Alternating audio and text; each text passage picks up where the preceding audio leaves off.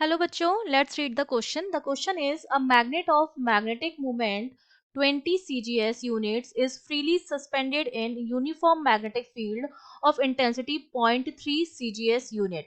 The amount of work done in deflecting it by the angle of 30 degree in cgs unit is. तो हमें क्या निकालना है? Work done निकालना है. तो देखो इस क्वेश्चन को सॉल्व करने के लिए हमारा जो की कॉन्सेप्ट रहेगा वो हमारा क्या रहेगा.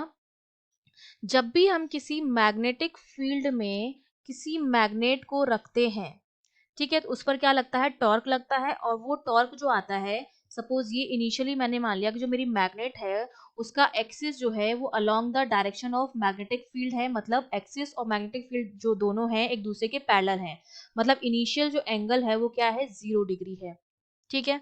तो जो टॉर्क लगता है उस पर वो किसके बराबर होता है? एम क्रॉस बी के बराबर होता है, जहां पर एम मैग्नेटिक मोमेंट और बी मैग्नेटिक फील्ड है. तो जो टाउ आता है हमारे पास वो किसके बराबर आ जाता है? एम बी साइन थीटा, जहां पर थीटा जो है that is the angle between the axis of the magnet and the magnetic field. ठीक है.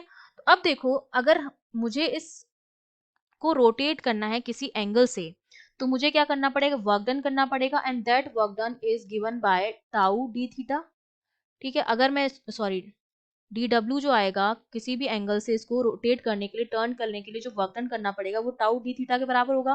क्योंकि बेसिकली जो हमारा वर्क डन होता है वो फोर्स इनटू डिस्प्लेसमेंट के बराबर होता है. तो फोर्स की जगह यहाँ पर टॉर्क है, तो डिस्प्लेसमेंट की जगह क्या आ जाएगा? एंगल आ जाएगा, थीटा आ जाएगा, टाउ डी थीटा. अब अगर इसको मैं इंटीग्रेट कर दूं दोनों साइड पर, तो ये तो हो जाएगा डब्लू हमारे पास. और इसको मैं थीटा इनिशियल से थीटा फाइनल तक लेके जा रही हूँ. टाउ की वैल्यू जो है वो एम वी साइन थीटा है. तो इसका जो डिफरेंशिएशन हो जाएगा साइन थीटा का होता है कॉस थीटा. तो एम बी बाहर आ जाएगा, कांस्टेंट है. साइन थीटा को हो जाएगा माइनस कॉस थीटा. और यहाँ पर लिमिट हम लगा देंगे इनिशियल से थीटा फाइनल तक. तो जब हम ये लिमिट रखेंगे तो ये वैल्यू जो हमारे पास आती है एम बी, वो आती है cos theta initial minus cos theta final. तो इनिशियल तो 0 डिग्री है और हमें कहाँ तक रोटेट करना है इसको? 30 डिग्री. तो फाइनल एंगल हमारा 30 डिग्री हो गया. तो जब मैं वर्क डन निकालूंगी तो वो मेरे पास कितना आ जाएगा?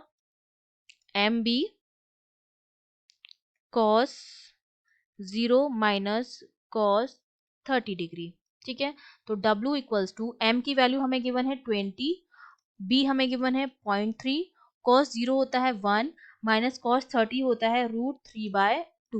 ठीक है.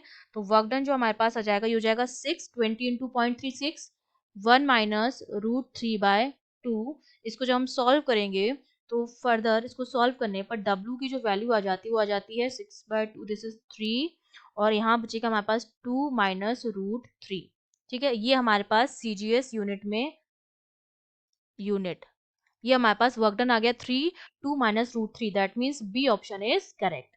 आई hope you understood well. All the best.